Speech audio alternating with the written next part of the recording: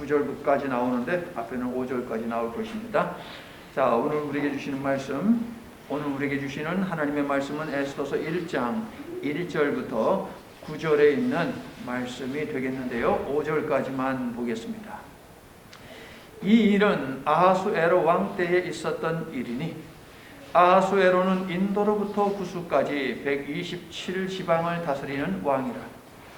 당시에 아하수에로 왕이 수산궁에서 즉위하고 왕위에 있은 지 제3년에 그의 모든 지방관과 신하들을 위하여 잔치를 베푸니 바사와 메대의 장수와 각 지방의 귀족과 지방관들이 다 왕 앞에 있는지라 4절 5절 함께 왕이 여러 날 곧 180일 동안에 그의 영화로운 나라의 부함과 위엄의 혁혁함을 나타냅니다. 이날이 지남에 왕이 또 도성수산에 있는 귀천간의 백성을 위하여 왕궁 후원들에서 7일 동안 잔치를 베풀세. 자, 여기까지만 볼게요. 러시아는 우크라이나에 대한 침공을 멈출 것처럼 하더니 멈추지 않고 하는 것을 반복을 하고 있죠. 그러면서 이데올로기로 자신들의 침공을 정당화시키고 설명을 하고 있는데 그 저변에는 무엇이 깔려 있느냐? 욕망이라고 하는 것이 깔려 있습니다. 성경에 달린 무수한 사건들 속에도 인간이 가지고 있는 욕망이 찾아지는데요. 에스더서도 마찬가지입니다. 오늘 본문에 페르시아 왕 아하수에로가 등장을 하죠. 아하수에로, 일반 역사책에는 이 이름이 등장하지 않습니다. 그런데 성경은 아하수에로라고 하는데 이 시대에 존재했던 일반 역사가 기록하고 있는 왕의 이름은 크세르크세스입니다. 그러면 성경은 왜 크세르크세스라는 이름 대신에 아하수에로라고 하는 이름을 썼을까? 아하수에로는 히브리식 이름이라고 할 수 있는데요.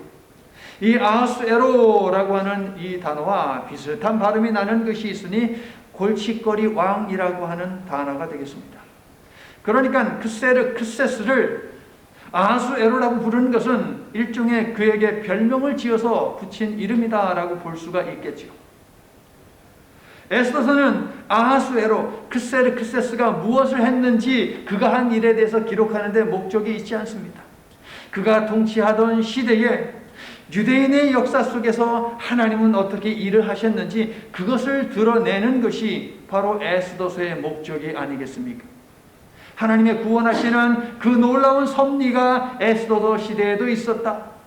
크세르크세스, 골칫거리 왕 아하수에로 그 시대에도 있었다라고 하는 것을 드러내는 것이 바로 에스더서입니다. 그러하기 때문에 일반 세계사에서 크세르크세스가 있는데 아하수에로라는 이름은 없는데 라고 하면서 이 에스더서를 그냥 하나의 소설로 취급하는 그 주장은 틀렸다라고 말할 수 있는 것이죠. 자, 앞에 좀 보실 텐데요. 여러 가지 이름들이 기록이 되어 있습니다. 자, 이제 포로 후기 왕들과 성서들에 대해서 좀 보려고 하는데요. 이 시대에 활동했던 모든 왕들은요, 더 넓은 땅을 차지하고자 하는 욕망을 가지고 있는 왕들이었다라고 하는 것을 알 수 있습니다. 자, 느부갓네살 왕 이름은 들어보셨죠, 여러분? 신바벨론 제국을 만든 왕이 되겠습니다. 신바벨론 제국의 마지막 왕은 벨사살이 되겠습니다. 벨사살을 무찌르고, 그러니까 신바벨론 제국을 없애고 새로운 왕국을 세운 사람이 있으니 고레스입니다. 페르시아 제국을 세운 최초의 왕, 그가 바로 고레스가 되겠습니다. 자, 오늘 성경에는 아하수에로가 등장을 합니다. 아하수에로의 아버지는 다리우스 1세입니다. 그리고 이 다리우스는 고레스와 어떤 관계냐?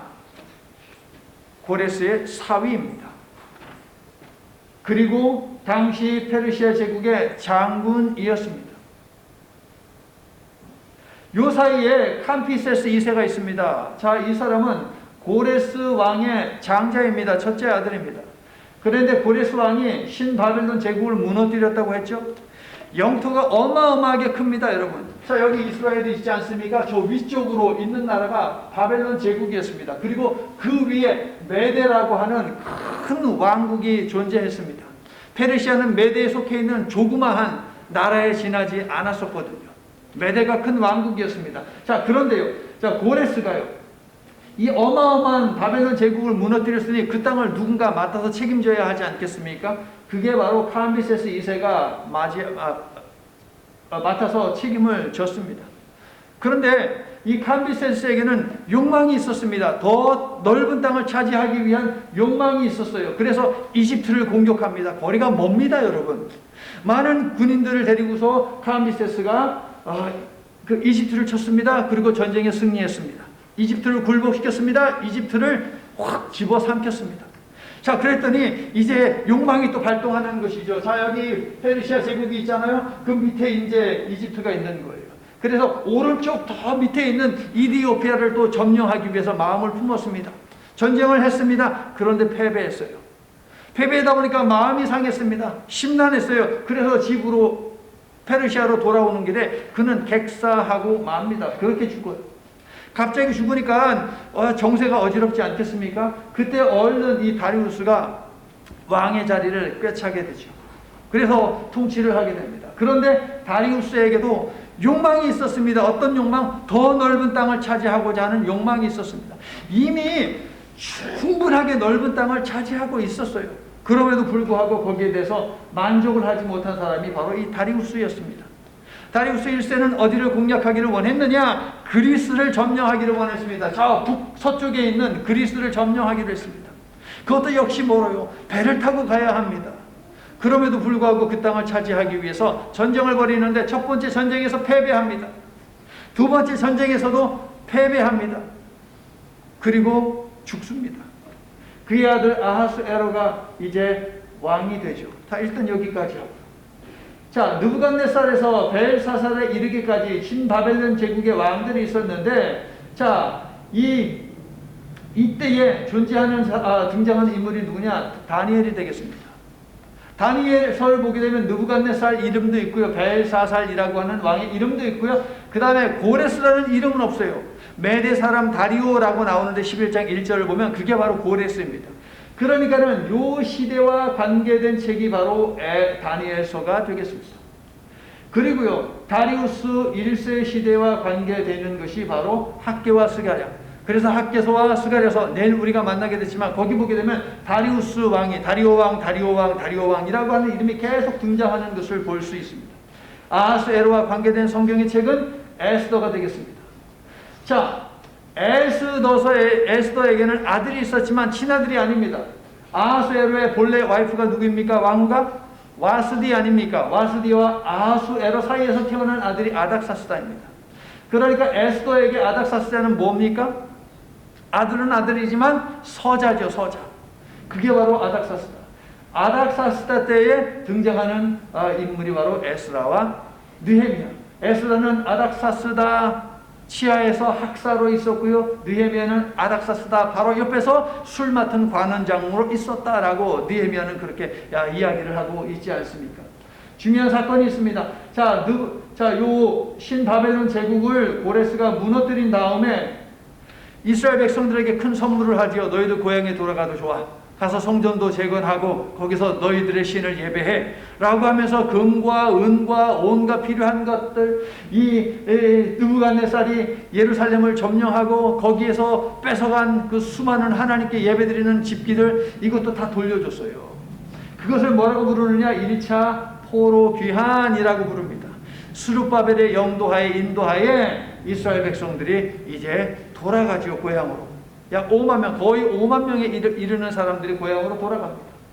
그리고요, 세월이 흘러서 아닥사스다 때에 이제 에스라를 중심으로 2차 포로 귀환을 하게 되고요. 고향으로 돌아가는 거예요, 여러분. 그 다음에 에스라의 인도하에 세 번째 포로 교환이 2차 있은 다음에 14년 후에 있게 되었더라라고 하는 것. 자, 이 그림을 통해서 말하고자 하는 것은 두 가지입니다. 왕들의 욕심은 끝이 없다는 거예요.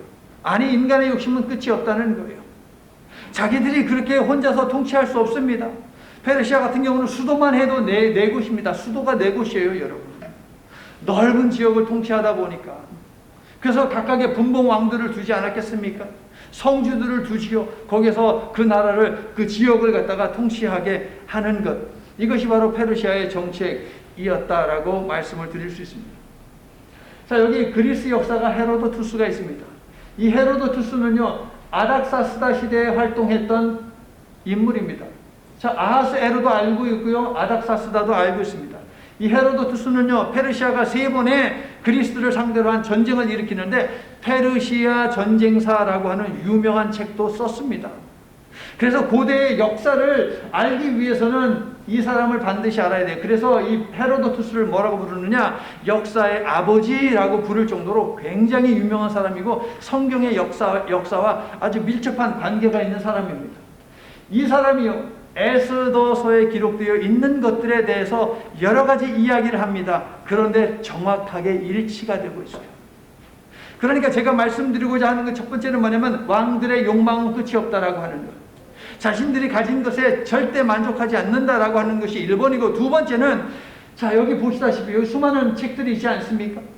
성경에 들어와 있는 책들은 하나님의 구원하시는 그 역사하심, 여기에 목적을 두고 기록이 되었지만 당시 시대 역사하고도 관계가 되어 있다는 거예요.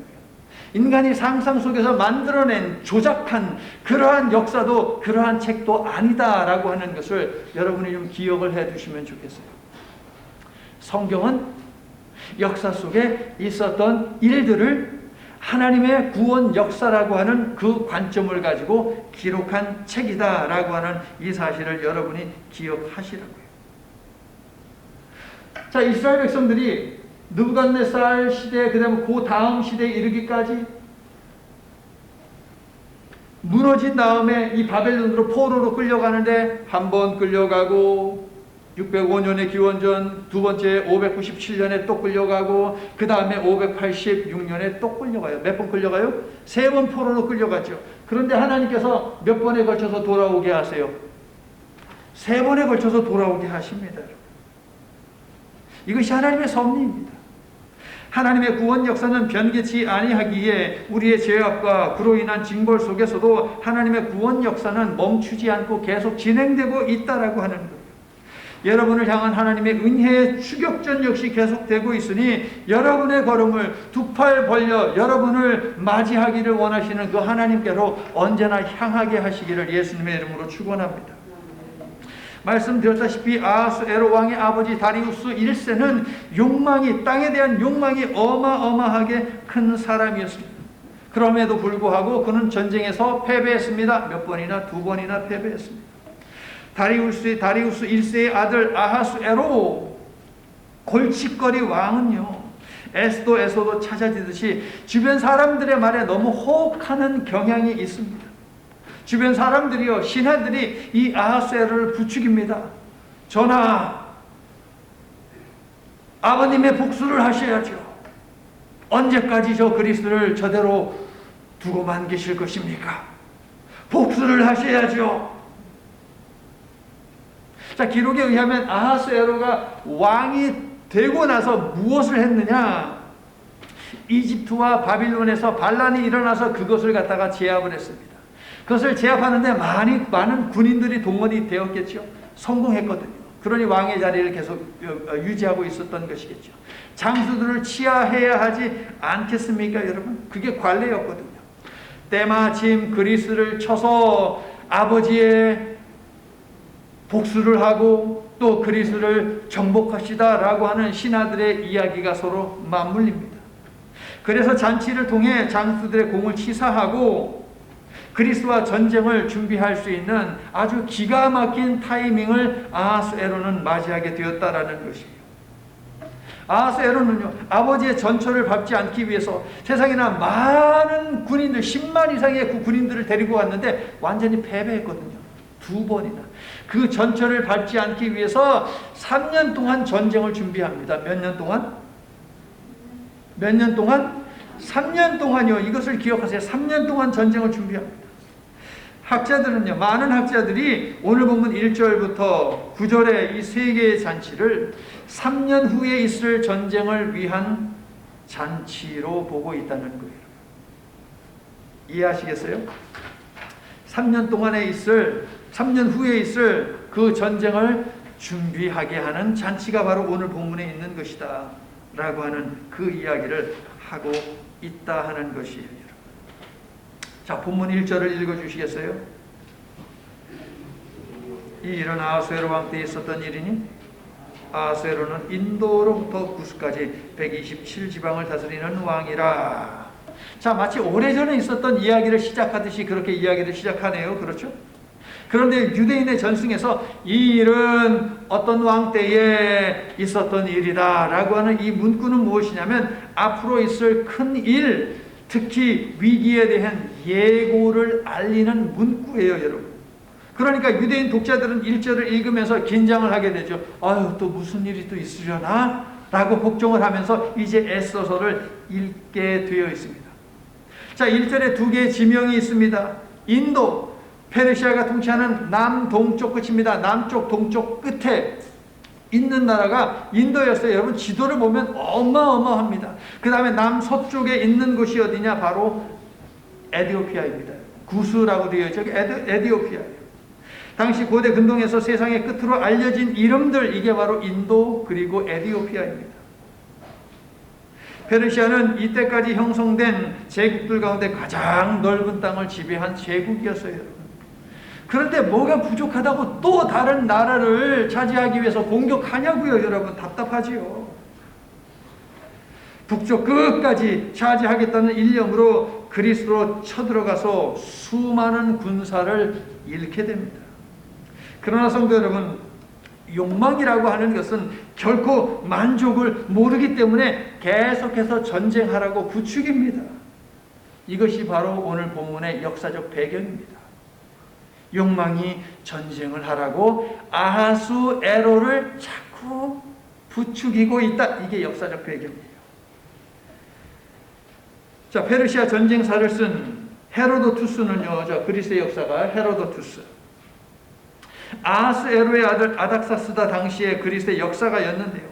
아하수에로 왕의 아버지 다리우스 1세가 페르시아 제국을 20개 주로 나누어서 치리했다라고 이야기해요. 그런데 오늘 1절을 보니까 몇 개라고 나와 있어요?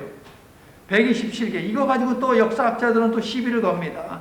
야, 역사적 자료에 의하면 20개인데 127개, 이거는 뭐야? 그런데 지방에 해당하는 단어는 더 작은 단위예요, 여러분.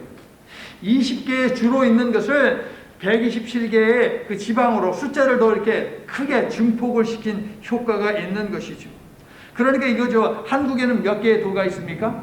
8개의 도가 있고요. 또 찾아보니까 도 밑에 있는 시는 85개가 있더라고요. 그 시 안에는 또 무슨 구가 있죠. 그 구 안에는 또 동이 있죠. 쪼개면 점점점 많아지지 않겠습니까? 바로 그런 의미예요. 20개의 주를 다스렸지만 그 주 안에는 또 여러 가지 또 지방들이 있을 것 아닙니까? 그것을 세었더니 127개다라고 하는 것. 그러니까 결론적으로 127이라고 하는 숫자는 어마어마하게 넓은 땅을 아하수에로 당시에 페르시아가 차지하고 있었다라는 것을 강조하는 거예요. 자, 오늘 본문은 기원전 483년에 있었던 사건입니다. 헤로도투스도 정확히 그렇게 기록을 하고 있어요. 자, 2절을 보니까 아하수에로는 어디에 있습니까? 수산성에 있습니다. 수산궁에 있습니다. 자, 아까 페르시아는 몇 개의 수도가 있다라고 말씀을 드렸어요? 4개의 수도입니다. 페르시아 왕들은 평소 때에는 페르세폴리스라고 하는 곳에 그 수도에 있었습니다. 그런데요, 여름에는 엑바타나라고 하는 곳에 머물고 겨울에는 수산이라고 하는 곳에 머물렀다라고 역사는 기록하고 있어요. 그러니까 지금 이때가 언제다? 겨울이다라고 하는 것을 우리가 추측을 할 수 있습니다. 자, 성도 여러분, 정도의 차이가 있을 뿐 127개 지방, 수도가 4개나 되어야 할 정도로 드넓은 땅을 가졌음에도 불구하고 만족을 모르는 것은 그들의 욕망입니다. 그리고 이 욕망은 나에게도 있다라고 하는 거예요. 내용만 다를 뿐 모든 인간에게는 욕망이라고 하는 것이 있어요. 주님을 깊이 체험함으로 주님이 최고다는 사실을 아는 것 외에 이 욕망을 다스리는 방법은 없습니다. 여러분 동의하세요? 주님이 최고다라고 하는 것을 알기 전에는 이 욕망을 떠나보낼 수가 없어요. 여러분, 세상에 좋은 것 많아도 우리 주 주 한 분뿐, 예수님 한 분뿐 이 찬양 있지 않습니까? 자, 이 찬양 아시죠, 여러분? 금은 뭐 받아준다 해도 예수님만 못하며 함께 불러요. 명예 지위 훌륭한데도 주님만은 못 받아. 나는 예수님으로서 참 만족을 누리네. 세상 영광 다 준대도 주님과 못 바꾸네. 할렐루야. 에스더서는요, 잔치를 매개로 하여 이야기를 전개하는 특징이 있죠. 자, 지난주에 몇 개의 잔치가 있다라고 말씀드렸습니까? 동그라미 10개를 하셨죠. 집에 가셔서 확인해 보셨습니까? 10개의 다른 잔치들이 있습니다. 고대 사회에서 잔치는 무엇이냐? 왕의 위대함을 과시하며 동시에 부하의 충성을 유도하는 목적으로 아주 자주 행해졌던 것입니다. 오늘 본문 3절, 5절, 9절에 여러분 성경에 동그라미가 쳐 있죠. 3절 잔치를 베푸니, 5절 잔치를 베풀세, 9절 잔치를 베풀리라. 아하수에로가 왕으로 있은 지 3년째인 기원전 483년에 모든 지방관과 신하들, 즉 127개 지방에 있는 고위 관료들과 장수들 등 각 분야 최고의 엘리트들을 수산성으로 초대했습니다. 그리고 잔치를 베풀어서 그들을 극진히 대접을 했습니다. 4절을 읽어주세요.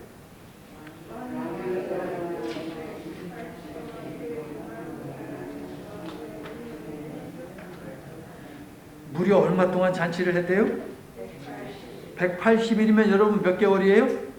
6개월, 반년이에요. 반년. 여러분, 웬만큼 산다 하는 집도 6개월 동안 매일매일 진수성찬을 차려대고 온 손님들에게 선물을 갖다가 귀한 선물을 대접하면, 여러분 이거 할 수 있는 그런 사람이 있을까요, 여러분? 뭐 대기업 정도 되면 할 수 있을지 모르겠습니다.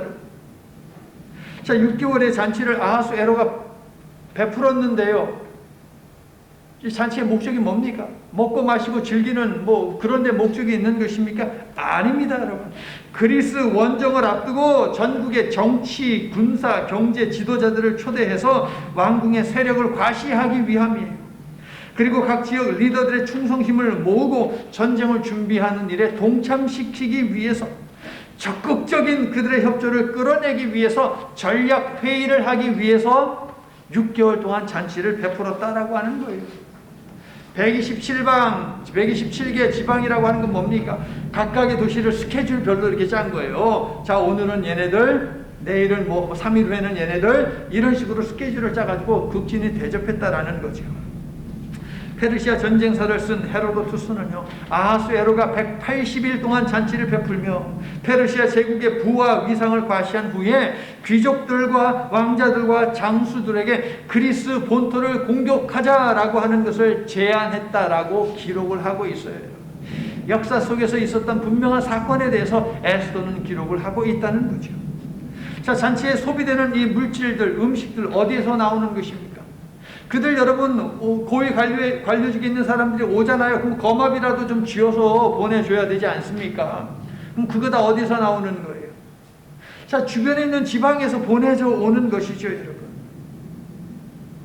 주변에서 보낸 것들을 사용했다 하더라도 반년 동안 잔치를 치르느라 수산성 사람들의 희생과 불만이 얼마나 컸겠습니까, 여러분? 7절을 보니까 어주가 한이 없었다. 어주가 뭡니까? 왕이 하사하는 술입니다, 여러분. 끝도 없이 술을 제공해 주었다. 그러면 그 술을 만들기 위해서 쉴 틈이 있었겠습니까, 여러분? 무슨 뭐 100명, 200명 모이는 게 아니고 수천 명, 수만 명의 사람이 모였을 텐데 그 사람들에게 여러분 술을 계속 주어야 되는데 얼마나 바빴을까요? 음식을 만들어 바치느라 수산성과 주변 도시들의 등골이 휘고도 남았을 것입니다. 그래서 5절을 보니까 어떻게 해요? 민심이 흉흉할 수 있죠. 그 민심을 달래기 위해서 고려하는 차원에서 백성들의 노고를 치하하며 일주일 동안 또 잔치를 베풀죠. 수산성 백성들에게도 페르시아의 부와 힘을 느낄 수 있도록 어디를 초대합니까? 왕궁 후원 뜰로 그들을 초대하는 거예요. 온갖 화려한 것들이 거기 기록이 되어 있죠, 여러분. 왕궁을 화려하게 수놓은 온갖 진귀한 것들을 보고 그 위에서 먹고 마시니 백성들은 왕이 자신들을 귀하게 대해준다라고 생각을 했겠죠. 게다가 술을 어디에 따라 마십니까, 여러분? 일반 잔이 아니죠. 금잔에다가 따라 마셨다. 그러면 뭐 술 맛이 달라지는지 저는 모르겠습니다. 금잔에다가 따라 마셨다. 그런데요, 앞뒤 좌우에 앉아있는 사람들 치열싸면서 마시는데 그 잔들을 보니까 모양이 다 달랐다 라고 그렇게 또 기록을 하고 있습니다. 무슨 말입니까? 다른 여러 나라들을 침공해서 각 지역에서 가지고 있는 진귀한 금잔들을 다 약탈해서 왔다는 거예요. 수많은 나라들, 수많은 지역들에서 금잔을 갖다가 다 약탈해서 오니까 모양들이 다 달랐다는 거죠, 여러분. 페르시아의 잔인함, 이것이 찾아지는 것입니다. 페르시아는 당대 최고로 부한 나라였고 강한 나라였습니다. 그런데 골칫거리 왕 아하수에로의 아버지 다리우스 1세가 페르시아 제국에 비하면 무지무지하게 가난한 그리스를 상대로 전쟁을 벌이더니 2번이나 패배하고 완전히 망신당했습니다. 자존심이 심하게 상했지요. 세 번째 전쟁을 위해 각 지방 주요 인사들을 이제 그의 아들 아하수에로 골칫거리 왕이 초대를 해가지고 6개월 동안 잔치를 베푸는데 그냥 먹고 마셔라 쾌락을 위해서 잔치를 베풀었느냐? 아니라는 거죠, 여러분. 무려 6개월 동안입니다. 무엇하기 위해서? 그리스도를 공격하기 위한 전략을 짜기 위해서, 그들의 협력을 끌어내기 위해서. 그리고 나서 그들을 보내고 나서 여러분 꼼꼼하게 3년을 전쟁을 준비를 했습니다. 기어이 빼앗아서 여전히 배고픈 욕심을 채우겠다라고 하는 욕망이 아하수에로 마음속에 깊이 내리고 있었고, 그 술자리에 잔치자리에 참석한 장수들과 고위 관료직 그 속에도 아주 그냥 무시무시한 욕망이 꿈틀거리고 있었다는 것이죠. 자, 1절에서부터 묘사하기 시작한 아하수에로의 위엄과 왕궁이 가지고 있는 부와 화려함은 6절, 7절에서 절정을 보여주죠. 나열된 사치품들이 정확히 무엇인지 낱낱이 오늘날의 지식으로 밝힐 수는 없습니다. 이게 뭔지 몰라요, 여러분. 그러나 호화스럽고 긴 잔치와 사치스러운 궁궐은 도저히 용납할 수 없는 인간 권력의 남용과 욕망을 잘 보여주는 것들이다 라고 여러분이 이해하시면 되겠어요. 6절과 7절에 기록되어 있는 것은 인간의 욕망을 보여주는 것들이다 라는 말씀입니다. 더 많은 것으로 더 좋은 것으로 채워넣고자 하니 계속 정복 전쟁을 치르는 것이죠. 페르시아 왕궁의 화려함과 사치 뒤에는 억압과 착취, 타락과 공허를 감춘 가면이 있을 뿐이죠. 아하수에로는 이 욕망에 불을 지피는 잔치를 6개월 동안 연 것입니다, 여러분. 그러나 성도 여러분, 아하수에로 시대로부터 100년이 지난 후에 알렉산더 대왕이 페르시아를 정복합니다. 페르시아라는 이 제국의 이름은 역사 속에서 사라져요. 권력 무상 아닙니까? 수산성을 정복하고 수산 궁궐에 들어온 알렉산더 대왕이요, 금, 은, 괴 4만 달란트 1360톤 주조된 금화 306톤 1톤이 여러분 1000kg입니다. 여러분 엄청난 양의 그 금을 보게 됩니다. 그래서 입을 다물지 못했다라고 일반 역사는 기록을 하고 있죠. 또한 그리스와의 3차 전쟁에서 패배한 후에 아하수에로는요, 놀라가지고서 그가 이제 쳐놓은 막사 텐트가 있지 않겠습니까? 그 속에 있는 것들 다 내버려두고 도망갈 수밖에 없었습니다. 그리스에요, 스파르타 군대가요 그 막사 안에 들어와서 보고서 기겁했습니다. 헤로도투스의 기록을 그대로 옮겨볼게요. 금과 은으로 덮인 텐트와 금으로 만든 의자들, 금 대접들과 금 잔들이 널려 있었다. 일반 역사는 이렇게 기록을 하고 있습니다. 그리스 사람들은요, 이렇게 부유한 왕이 왜 가난한 그리스를 정복하려고 했을까라고 하면서 의아해합니다. 우리나라는 정말 못 사는데, 약한데 왜 우리나라를 기어이 침공하고자 했지? 저는 이 질문에 대한 답을 알고 있습니다. 저기 있는 거예요. 인간은 만족할 줄 모르며 인간의 욕심은 끝이 없기 때문입니다. 찬양도 그렇게 말하고 있지 않습니까? 사람을 보며 세상을 볼 땐 만족함이 없었네. 아하스에로 왕은 밑빠진 독과 같은 욕망을 채우기 위해서 잔치를 베풀었습니다. 그러므로 잔치상 위에 있는 산의 진미들은 무엇입니까? 죽이고 빼앗고 굴복시키기 위한 도구들이었다라는 것이죠. 성도 여러분, 우리의 먹고 마심은 우리의 욕망이 아닌 우리의 필요를 채우기 위한 것이 되어야 할 줄로 믿습니다. 그리고 우리의 필요는 하나님께 영광을 돌리는 데 있어야 할 줄도 믿습니다. 나의 하나님 한 분만으로 나는 만족하겠네. 우리가 찬양을 하지만 이 가사를 한번 진심을 담아서 한번 생각을 해보세요. 나의 하나님 한 분만으로 나는 만족하겠네. 정말 그렇습니까, 여러분? 딴 거 필요 없어요? 하나님 한 분만으로 나는 정말 만족하는가? 솔직하게. 노래는 부르지만 아니죠. 한편 생각을 해보면. 자, 잔치가 욕심을 채우기 위한 도구였듯이 페르시아의 법 또한 욕심을 채우기 위한 법이었습니다. 8절을 보니까 마시는 법도가 있었다라고 되어 있죠. 일명 뭡니까? 주도입니다. 주도. 술 마시는 법이 페르시아에는 있었다는 것이죠. 법도에 해당하는 단어는요, 성경에서 21번 밖에 사용이 되지 않는데 에스더서에만 20번이나 나오고 있어요. 에스라에 한 번 나오고 나머지 20번은 에스더서에 있어요. 무슨 이야기예요? 이 법도에 해당하는 이 단어는 에스더서에서 아주 중요한 단어다라고 하는 것을 우리가 알 수 있는 것이죠. 성경을 제가 확인을 해봤어요. 한국어 성경을 보니까 이 단어가 이렇게 번역이 되어 있어요. 법도, 규례, 명령, 법률, 초본, 법, 어명, 그리고 초서, 이렇게 다른 단어들도 번역이 되어 있지만 똑같은 단어입니다. 그리고 모두 공통적으로 무엇을 의미하느냐? 황제 칙령입니다. 황제 칙령.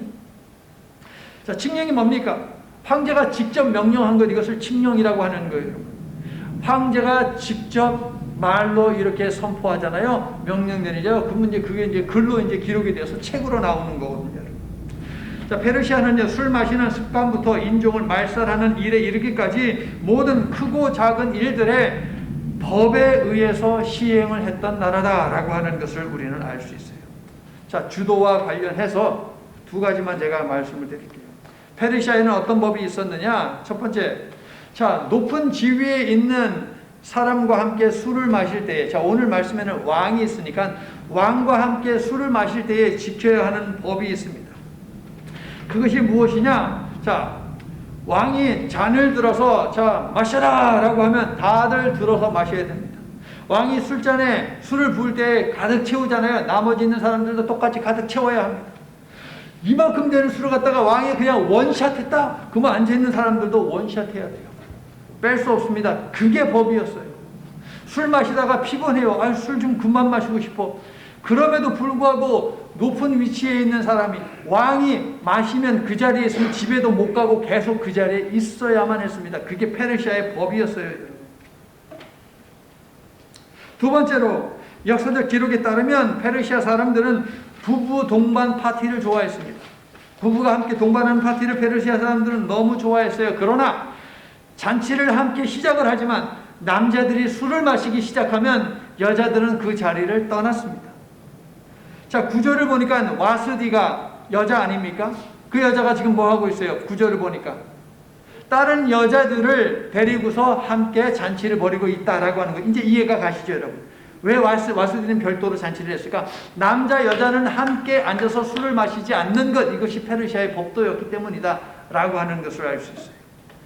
페르시아의 술 마시는 법도는요, 술 마시는 사람과 함께 있으면 술 마시기 싫어도 그럼에도 불구하고 마셔야 하고, 그만 마시고 싶어도 마셔야 하는 고약한 법이었어요. 술 억지로 계속 마시게 하는 사람, 여러분 꼴보기 싫잖아요, 여러분. 그런 모습 보는 것만 해도 막 그냥 화가 막 나지 않습니까, 여러분? 그런데 그것이 페르시아의 법이었어요. 그런데 희한한 일이 벌어지죠. 8절을 보세요. 8절 읽어주세요.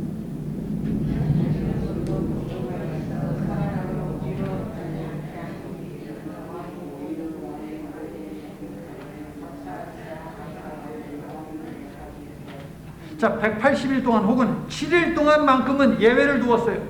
억지로 마시지 않아도 된다 라고 왕의 이름으로 명령을 내렸습니다. 기존에 있었던 그 법을 갖다가 내려버리고 새로운 법을 왕의 말 한마디로 그렇게 바꿔버렸다는 것입니다. 술이 딸려서 그랬든, 술을 별로 좋아하지 않는 사람들 배려해서 그랬든, 아무튼 페르시아의 법은 무엇이냐? 작은 것부터 큰 것에 이르기까지 왕의 말 한마디로 뒤집어라 엎어라 할 수 있는 왕의 말이 곧 법인 그런 법이었다는 거예요. 에스더서를 읽은 분들은 아시겠지만 조서를 썼다가 지웠다가 바꿨다가 하는 일이 에스더서에서 벌어지지 않습니까? 여러분? 자기의 이름으로 쓴 그 편지도 이랬다 저랬다 바꿔버리잖아요. 왕의 말이 곧 법이었다. 그게 바로 페르시아였다. 페르시아 왕은 분명 모든 백성으로 하여금 잔치 기간 중에는 억지로 하지 않아도 된다라고 말을 했습니다. 법으로 선포했습니다. 자유롭게 했습니다. 그런데 9절에 등장하는 왕후 에스더에게는 또 예외를 둡니다. 다음 주에 보겠지만 왕후 에스더를 아하스웨로가 술 취해가지고서 왕후를 오라고 하죠. 그런데 와스디를 오라고 하죠. 그런데 와스디가 가지 않죠, 여러분. 와스디가 왕의 술자리로 나아가지 않는 것은 이유는 뭡니까? 남자와 여자는 함께 술자리를 하지 않는다. 남자들이 술자리 하는 곳에 여자가 가지 않는다라고 하는 페르시아 법을 지켰을 뿐입니다. 또 왕이 억지로 하지 않아도 된다라고 법을 또 바꾸지 않았습니까? 그래서 억지로 가고 싶지 않았어요. 그래서 안 갔어요. 법을 따랐을 뿐입니다. 뭐가 문제입니까? 아하스웨로는요, 좀 난처했을 것이에요. 지가 만든 법에 의해서 왕후가 선택을 했을 뿐인데 왕후가 오지 않아요. 체면이 서지 않죠. 그래서 어떻게 합니까? 부랴부랴 박사들을 불러 모아서 저 와스디를 처벌할 수 있는 법을 찾아라. 법전을 통해서 찾아라 라고 명령을 내리지. 얼마나 쪼잔합니까, 여러분? 페르시아의 법은 정말 왕 맘대로 법입니다. 왕의 욕망을 채우기 위해 존재했습니다. 남의 피를 흘려 자신의 배를 채우고 자신의 욕망을 위해 남의 눈에서 눈물 흐르게 하는 이 페르시아, 하나님께서 가만두시겠습니까? 가만두지 않죠.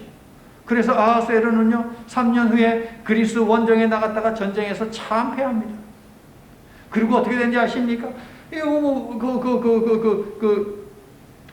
뭡니까? 그 여자들 많이 두다 보니까는 그 여자들 사이에서 서로 다툼이 일어나는 것이죠. 후궁들 사이에서 다툼이 일어나요. 그러더니 자신이 믿었던 신복 둘에게 그냥 어세스네이트, 암살 당하고 맙니다. 하나님은 정의의 하나님, 불의 앞에 가만히 계시지 아니한다. 그리고 100년 후에 어떻게 돼요? 그냥 페르시아는 그 이름도 역사 속에서 사라지게 되었다. 자, 이제 말씀을 정리하는데요. 오늘은 에스더서에 기록된 10개의 잔치들 가운데 3개의 잔치가 담긴 구절들을 통해서 아하스웨로의 잔치와 법은 욕망을 채우기 위한 도구들이었다라고 하는 것을 살펴보았습니다. 오늘 설교 제목이 그래서 있는 거예요. 여러분, 아무리 사나운 맹수라 하더라도 약한 짐승을 잡아먹을 수 있는 힘이 있는 맹수라 하더라도 맹수는 배가 부르면 더 이상 공격하지 않습니다. 약한 짐승을 괴롭히고 잡아먹지 않습니다. 여러분. 왜 그럴까요? 맹수는요, 필요, 영어로 니드를 위해서 사냥을 하기 때문이죠. 그런데 인간은 어떻습니까? 지가 배가 부름에도 불구하고 여전히 많이 가지고 있음에도 불구하고 평생 동안 살면서 누려도 다 쓰지 못할 만큼 가지고 있다 하더라도 그래도 약탈하고 빼앗고 공격하고 죽이고 하는 일을 멈추지 않죠. 왜요? 뭐에 의해서 움직여요? 인간은 욕망, 영어로 desire, 여기에 따라서 움직이는 존재여서 그런 것이에요. 욕망을 쫓는 육신의 욕구와 법은요, 우리를 사망에 이르게 합니다. 그러나 결코 변하지 않는 하나님의 법은 우리를 생명에 이르게 함을 기억하시기를 바랍니다. 그리고 여러분의 마음이 주님으로 가득하도록 성도 여러분, 말씀으로 채워 나아가십시오. 성경은 오직 3가지만이 영원하다라고 가르치고 있습니다. 하나님이 영원하고, 하나님의 말씀이 영원하고, 하나님의 백성들이 영원하다. 그러므로 영원하신 하나님에 관해 기록하고 있는 영원한 말씀인 성경을 날마다 묵상하고 말씀을 품고 사는 영원한 성도들이 다 되시기를 예수님의 이름으로 축원합니다. 아멘. 인간을 만드셨기에 인간을 잘 아시는 창조주 하나님, 오늘 본문 6절에 나오는 것들은 모세오경에 나오는 성막과 솔로몬 시대의 성전을 떠오르게 하기에 하나님의 변하지 않는 영원한 은혜의 법을 찾게 합니다. 그러나 잔치에 참여한 유대인들 가운데 영적으로 깨어있는 사람들만이 페르시아 궁에 있는 그 화려한 것들을 통해서 아버지 하나님의 영원한 은혜의 법을 보았을 것이고, 오직 그들만이 욕망의 늪에 빠져 또다시 무모한 전쟁을 일으키고자 온 성을 6개월 동안 기름 냄새와 술 냄새로 진동시키고 있는 페르시아의 멸망이 멀지 않았음을 직감했을 것입니다. 사랑의 하나님, 능력의 하나님, 편치 아니하시는 은혜의 하나님, 이 시간 머리 숙인 하나님의 백성들의 심령을 활짝 열어주셔서 세상 만물 가운데 널려있는 하나님의 구원하시는 사랑을 볼 수 있게 하시며 하나님을 향해 언제나 경외와 감사의 자세를 잃어버리지 않도록 도와주시옵소서. 그리고 심판을 피하도록 우리를 위해 십자가에서 죽으신 예수님, 세상을 심판하기 위해 다시 오실 예수님을 기억하며 인생의 마지막 날, 세상의 마지막 날을 준비하며 살도록 믿음을 지켜주시옵소서. 예수님 이름으로 기도드립니다. 아멘.